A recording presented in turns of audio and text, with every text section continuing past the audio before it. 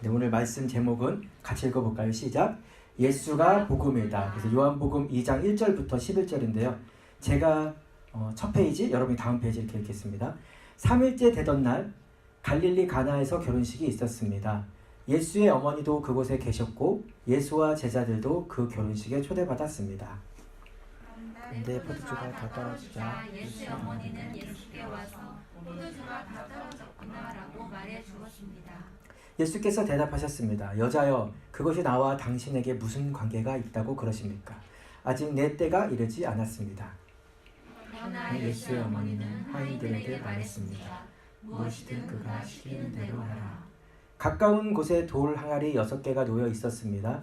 그것은 유대 사람들의 정결 예식에 쓰이는 것으로서 각각 물 2-3메트레데스 들어가는 크기의 항아리였습니다. 예수께서 하인들에게 말씀하셨습니다.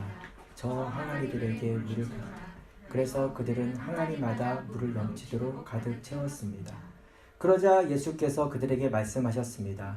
이제 물을 떠서 잔치 책임자에게 갖다 주라. 그들은 그렇게 했습니다. 잔치 책임자는 물이 변해 그 포도주를 맛보았습니다. 그는 그 포도주가 어디서 났는지 알지 못했습니다만 물을 떠온 하인들은 알고 있었습니다. 잔치 책임자는 신랑을 불렀습니다. 그리고는 이렇게 말했습니다. 누구든지 처음에는 맛 좋은 포도주를 내오다가 손님들이 취하면 덜 좋은 포도주를 내는 법인데 당신은 가장 좋은 포도주를 지금까지 남겨두었군요. 예수께서 이 첫 번째 표적을 갈릴리 가나에서 행해 자신의 영광을 드러내셨습니다. 그러자 예수의 제자들이 그를 믿었습니다. 아멘. 그래서 오늘은 예수가 복음이라는 제목으로 우리 요한복음 7표적 시리즈 첫 번째 말씀을 전하겠습니다. 오늘 말씀 마지막에 보면은 이런 말이 나옵니다. 예수께서 이 첫 번째 표적을, 우리가 보통 마태복음, 마가복음, 누가복음에는 뭐라고 나오냐면 이런 사건이 일어나면 기적이라고 나옵니다. 두나미온 헬라어로 기적이라고 나오는데요. 요한복음만 특이하게 표적이라고 나와요. 표적은 헬라어로 세메이온, 즉 우리나라로 말하면요 표지판이란 뜻입니다. 표지판. 그래서 이렇게 요한복음에는 많지도 않아요. 딱 7개의 표적이라고 하고 7개만 딱 이렇게 나옵니다. 요한복음은 어떻게 보면은 그냥 단순히 기적을 말한 책이 아니라요. 이 표적을 통해서 우리에게 말하고자 하는 메시지가 있는데요. 먼저 표적이 뭐라 그랬죠, 여러분? 표지판. 여러분 만약에 화장실이 이렇게 있습니다. 이쪽으로 가면 20m 가면 화장실이에요. 그러면 여러분 어떻게 합니까? 이 앞에서 볼일을 보면 어떻게 돼요? 그럼 미친 사람이 되는 거잖아요. 그렇죠? 20m를 가라는 거잖아요. 표적은 뭐예요? 뭔가 가리키는 게 있는 거. 오늘 물이 변해서 포도주 됐다. 그게 우리랑 무슨 상관입니까? 진짜 그렇죠? 근데 그 메시지를 통해서 분명히 말씀하고자 하는 메시지가 있다는 거예요. 결론부터 말하면 요한복음의 이 7가지 우리가 말했던 메시지는 다 뭘 말하고 있냐면요. 예수님이 누구인가에 대해서 말씀하고 계세요. 근데 정답은 이미 제가 말했죠. 오늘은 뭘 말하고 있을까요? 이걸 통해서 따라해볼까요? 예수가 복음이다. 예수님이 복음인 것을 말하고 있어요. 진짜 그러고 있는지 한번 오늘 말씀을 여러분이 한번 잘 쫓아오셔서 은혜를 받으시길 바랍니다. 오늘 먼저 첫 번째인데요. 3일째 되던 날 갈릴리 가나에서 결혼식이 있었다고 합니다.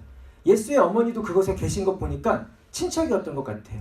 왜냐면 그 중동 지방이죠. 중동 지방에서 가장 신경 써서 하는 행사가 뭘까요, 여러분? 결혼식 중에 하나입니다. 그래서 이스라엘은 보통 7일 동안도 하고요. 정혼이 있고 결혼식 2번을 또 합니다. 예수님의 어머니 마리아가 요셉과 무슨 사이였어요?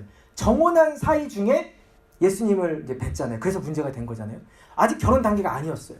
정혼을 하고, 우리 정혼이 우리나라의 그 약혼하고는 좀 달라요. 약혼. 결혼을 하기로 약속한 게 정혼이에요. 근데 약간 좀 달라. 진짜 이제 실제적인 결혼이 시작되는 것 같으면서 또 아니면서. 근데 이거는 실제적인 결혼이에요, 이날은. 그래서 3일째 되던 날 갈릴리 가나에서 이제 결혼식을 했습니다. 중동 지방에 제가 어떤 사진을 하나 좀 갖고 왔는데요. 그냥 이렇게 중동 지역에 이렇게 결혼식을 치면요. 뭐 이스라엘뿐만 아니라 이란 뭐 이런 사람들 있잖아요. 뭐 인도. 엄청 아주 결혼식을 휘황찬란하게 해요. 한국도 뭐 결혼식이 뭐 허례허식이 많고 막 이렇게 하는데 그 끝판왕을 보이는 지역이 중동 지역이에요. 자기 나라의 어떤 모든 걸 다 집안의 모든 걸 보여줘야 되는. 그래서 저희 아내도 한번 유치원 선생님이 인도 사람이라고 했나요? 그렇죠? 근데 아침 8시 반부터 밤 늦게까지. 그래서 8시 반부터 티타임부터 시작해서 착착착착착 그래서 하루 종일. 근데 그게 줄인 거고 그거를 위해서 1년을 준비하고 신랑 신부가. 그러니까 완전 뭐랄까요? 그 지칠 정도로 결혼식을.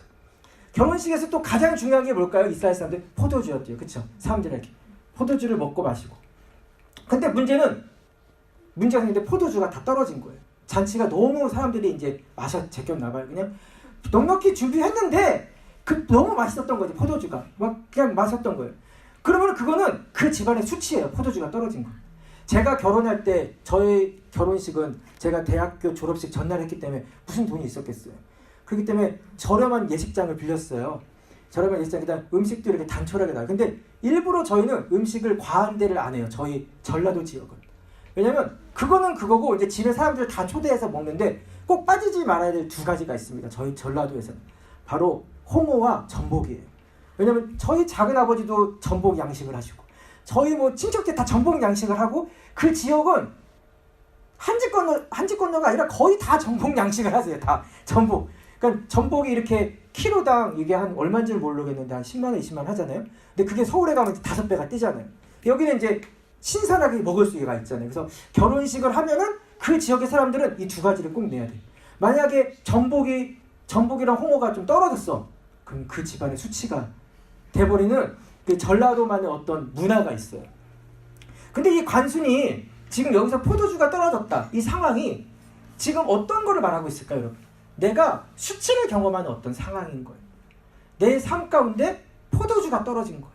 내 삶 가운데 은혜가 바닥난 거예요. 내 삶 가운데 하나님도 안 믿어지고 어려움이 오고 그거를 요한은 지금 상징적으로 얘기를 하고 있는 겁니다.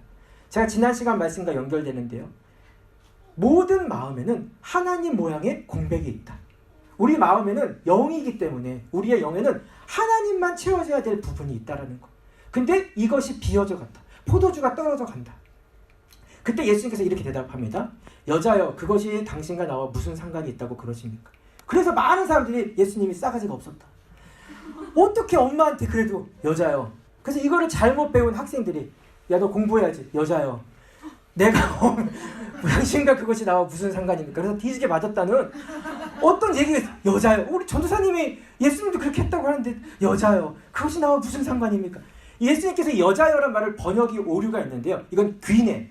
그러니까 여자를 높이는 아주 극존칭, 아주 포멀한 랭귀지예요. 아주 포멀한 상황이에요.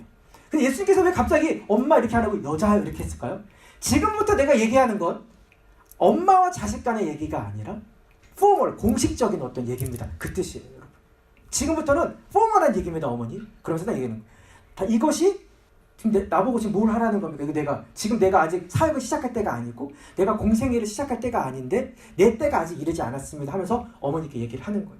그러면서 어머니가 그래도 이제 얘기를 했겠죠. 이 집안의 안타까운 사정들을. 그러자 예수님의 어머니는 알았던 거예요. 뭐라고 얘기했냐면 하인들에게 말했어요. 무엇이든지 예수가 시키는 대로 해라. 이렇게 명령을 내리고 갑니다. 근데 그때 이제 가까운 돌 항아리 6개가 이렇게 놓여 있었는데요. 이런 모양의 항아리라고 합니다. 이 항아리의 사이즈가 어느 정도 되냐면요. 여기서는 23메트레테스라고 했는데 쉽게 말하면요. 우리 정수기통 있죠? 정수기통 하나가 20리터. 근데 그거의 4배에서 5배 되는 이 항아리 사이즈예요. 그게 6개가 놓여 있는데요. 이 6개가 놓여 있다라는 의미가 뭐냐면 이건 원래 뭐에 쓰이는 거냐면 유대인들은 들어갈 때 꼭 손을 씻고 이렇게 들어갑니다. 아, 병균을 막으려고 그러는구나. 그것도 맞지만요. 죄를 씻는다는 어떤 세레모니예요. 그래서 항상 이 항아리가 집 앞에 딱 있고요. 문 앞에. 그러면 이제 손을 씻고 이렇게 들어가는 그 세레모니예요. 세레모니. 그 정결례식. 그러니까 손 닦는 항아리였어요. 쉽게 말하면. 근데 저는 이 성경에서 이 요한복음은 여러분 말했죠. 지금 이 단순한 사건이 아니라 표적이라고. 모든 거 하나가 이 요한 공동체를 위해서 쓰여졌고 뭔가 뜻이 있는데 항아리가 6개라는 의미란 건 뭐냐면 인간적인 숫자를 얘기하는 거예요. 우리 요한이 몇 가지 기적, 표적을 우리가 앞으로 공부할 거죠? 7개. 그 교회 시리즈 얘기했잖아요. 몇 가지 교회를 했었죠? 7개. 7이란 건 성경에서 완전한 수를 뜻하고요. 6이란 건 인간적인 수를 뜻해요. 인간적인 수. 그래서 나중에 요한계시록에 나오는 인간의 수가 666이다. 네로를 뜻하는 거지만 무서운 게 아니라 네로 황제를 박해했던 그 네로 황제를 뜻하는 상징적인 수지만 어쨌든 이 6. 그래서 인간적인 수를 말하는 거예요. 이걸 여러분 잘 기억해 두시고 오늘 말씀을 쫓아오기를 바랍니다. 그래서 항아리가 6개가 놓여 있었고 그 항아리 안에 예수님께서 그 항아리를 보시고 이렇게 얘기를 했습니다. 저 항아리에 하인들에게 물을 갖다 채워라.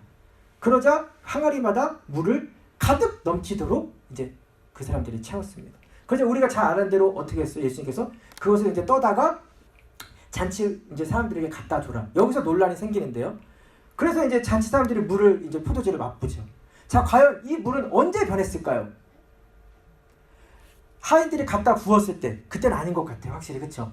하인들도 그럼 깜짝 놀랐겠죠. 막, 야, 부는데 계속 색깔이 바뀌어. 그렇게 안 하겠죠. 그럼 언제 변했을까요? 그 물을 다 채웠을 때, 그 물을 떠다 줬을 때, 그거를 마셨을 때, 알 수가 없어요. 근데 중요한 건 이건 말이 안 되는 어떤 과학으로 설명이 안 되는 일이라는 거. 물은 우리가 알다시피 H2O잖아요. 근데 Y는 C2H6O. 그러니까 거의 이거는 과학적으로 불가능해. 마술사들은 간혹 하죠. 뭐 색깔 이렇게 바뀌는.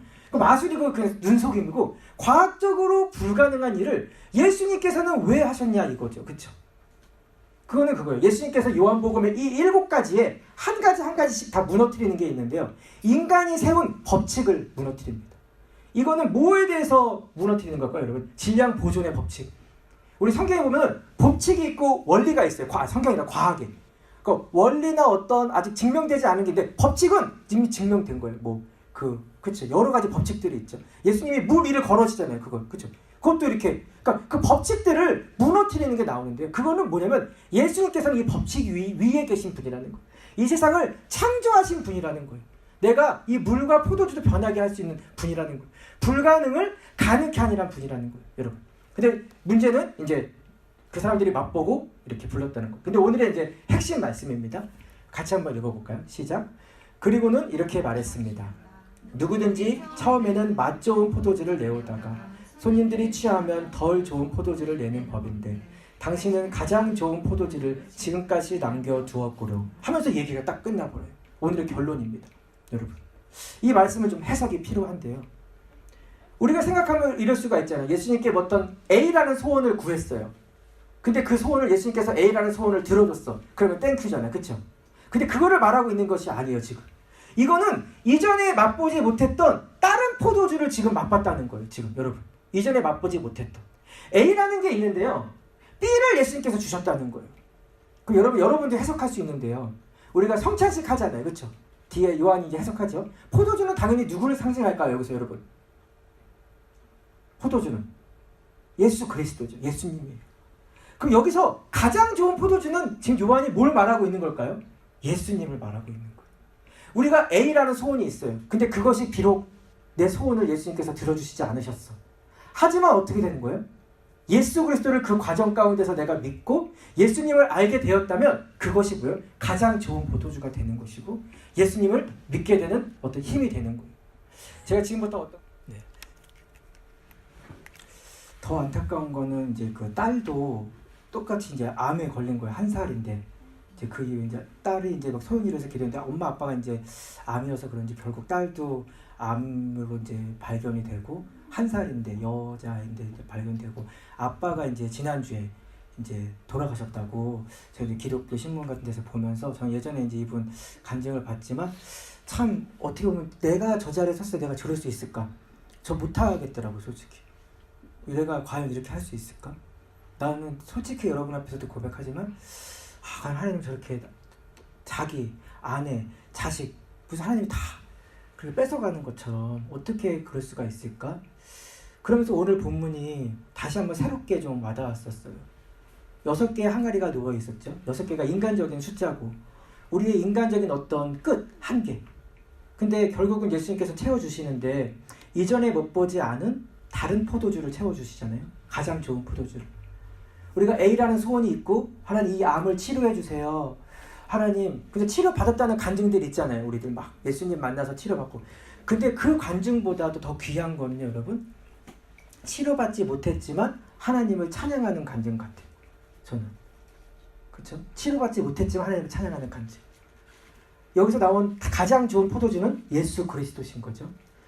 내가 A라는 소원을 들고 하나님 기도했지만 그 소원을 하나님께서 들어주시지 않고 B를 주시는 거예요. 예수 그리스도. 가장 좋은 거다 이게 너 이게 가장 좋은 거야. 우리가 이 세상은 잠깐 왔다 가는 거지. 내가 가장 좋은 거를 줄게. 예수 그리스도. 때로는 원망스럽죠. 하나님 A 주세요. 그냥 병 다 낫게 해주고 그냥 가족 빨리 다 이렇게. 근데 하나님은 A가 아니라 더 좋은 B야. 너 이 B야. 너 이 B 만나게 하려고 내가 너 준비해놨어. 저는 하나님이 이분에게 암을 주셨다고 생각하지 않습니다. 유전적인 영향도 있고 여러 가지도 있지만, 근데 하나님께서 허락하신 거죠, 이분에게. 그래서 이분의 삶을 통해서, 이분의 가정들을 통해서 하나님을 드러내셨잖아요. 그렇죠?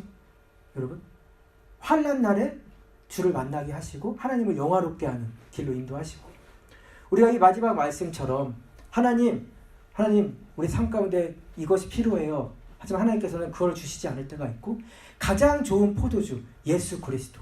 오늘 말씀의 결론이죠. 예수님이 복음인 거예요. 예수님이 포도주시고요. 가장 좋은 포도주시고 예수님이 복음입니다. 오늘 이 첫 번째 표적은 뭘 말하고 있는 거예요, 여러분? 예수님이 가장 좋은 포도주라고 말하고 있는 거예요, 지금. 이 요한 공동체는 마태복음, 마가복음, 누가복음이 쓰인 나중에 쓰여졌거든요. 80년대. 가장 핍박이 심했던 그들에게, 우리 지금 핍박이 심하고 로마에서 우리를 잡으려고 하고 죽이려고 하고 거의 유대사에서 왕따당해서 따로 살았던 그 유대 공동체에게 그래도 예수님이 가장 좋은 포도주라는 가장 큰 메시지를 오늘 우리에게 던지고 있는 표적이에요. 제가 아까 말했죠? 표지판. 뭘 가리키고 있다고요, 오늘? 예수님이, 따라해볼까요? 예수님이 가장 좋은 포도주다. 여러분, 이것이 오늘 말씀의 핵심입니다. 우리의 삶 가운데 포도주가 떠내려져 가고 우리 인생의 한계의 끝에, 절망의 끝에 예수께서 찾아오신다는 거. 그래서 우리가 해야 될 건 뭘까요, 여러분? 6개의 돌 항아리, 그거를 채우는 거죠. 우리의 인간적인 어떤 노력을 하나님께서 기다리시는 거. 우리가 예배 열심히 드려야죠. 하나님께 쌓여줘야 돼요. 우리가 할 수 있는 건 최선을 다해야 돼요, 하나님 앞에서. 그것이 6개의 돌 항아리 같아요. 그것이 차고 넘칠 때 어떤 일이 일어나냐? 예수 그리스도를 우리에게 주신다는 거예요. 예수님을 만나게 해주신다는 거. 그래서 때로는 고난이라는 과정을 하나님께서 사용하실 수도 있고요. 세상 사람들이 볼 땐 이해할 수 없죠. 근데 오히려 그걸 세상 사람들이 더 잘 이해하더라고요. 어떻게 너 이런 상황 가운데서 하나님을 예배해? 나 너의 하나님 믿고 싶다. 오히려 이런 거 이제 싫어하더라고요. 나 하나님 만났더니 우리 자녀가 대학 잘 가고 뭐 사업이 잘 되고, 옛날에 이런 게 먹혔던 시대가 있었어요. 경제가 같이 막 성장했다. 근데 그것이 다 부질없더라고요. 성경에서 말하고 있는 건 그것을 말하고 있지 않더라고요. 우리가 내 사업이 망해도, 내가 병에 걸려도, 내 자녀가 잘못되어도 예수 그리스도를 내가 그 과정에서 만나고 예수님을 찬양할 수 있다면 그것이 가장 좋은 포도주다. 여러분, 이것이 우리가 좀 받아들이기 힘든 말씀이에요. 오늘 이 추석을 맞아서 기쁜 메시지를 전해야 되는데 전 되게 이 메시지가 무거웠어요. 너 가장 좋은 포도주 얻을 수 있겠냐? 저 쉽지 않을 것 같아요, 주님. 그렇게 솔직히 고백이 나오더라고요.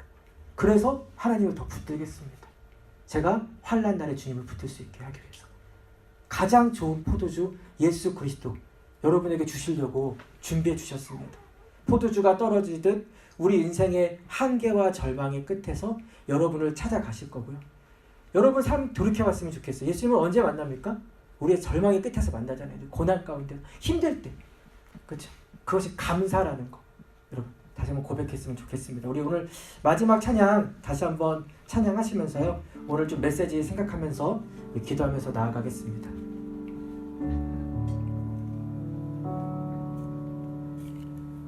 이분의 어떤 고백과 이런 것들이 우리의 울림이 되기를 원하고, 가장 좋은 포도주인 예수 그리스도를 붙들기를 원한다고 고백하겠습니다. 오직 예수뿐입니다.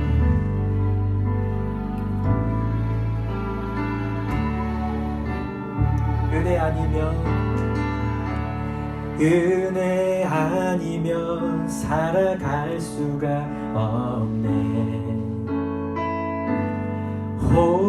호흡마저도 다 주의 것이니 세상 평안과 위로 내게 없어도 예수, 오직 예수뿐이네.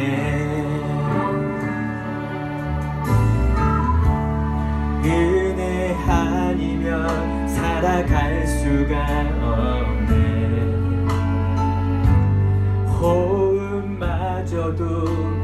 주의 것이니 세상 평안과 위로 내게 없어도 예수 고백할까요? 오직 예수뿐이네. 그 신계회 다 볼 수도 없고 작은 고난에 지쳐도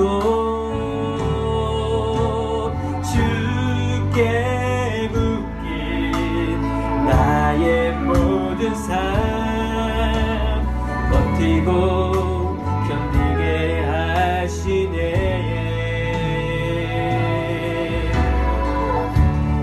은혜 아니면 살아갈 수가 없네.